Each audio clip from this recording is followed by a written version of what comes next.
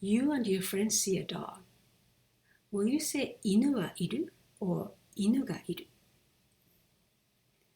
They're both grammatically correct, but if the speaker or the listener or both do not know the dog because the dog just jumped out from nowhere, or you have not been talking about the dog previously, が will be used. 犬がいます or あそこに犬がいます. If you're looking for a specific dog and you finally found it, because the dog is already on the topic or on the stage, は will be used. 犬はあそこにいます. You can say あそこに犬はいます, but because you're thinking about the dog already, the dog usually comes first. We learn various particles and we also learn that switch them into mo if you want to say also. We can do the same thing with wa.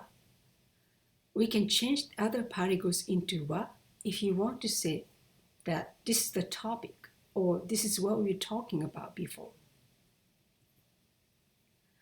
When a new character appears on the stage for the first time, ga is used, such as 犬がやってきました. After the character is put on the stage and the speaker's hands are off it, wa is used. 犬は桃太郎にの仲間になりました.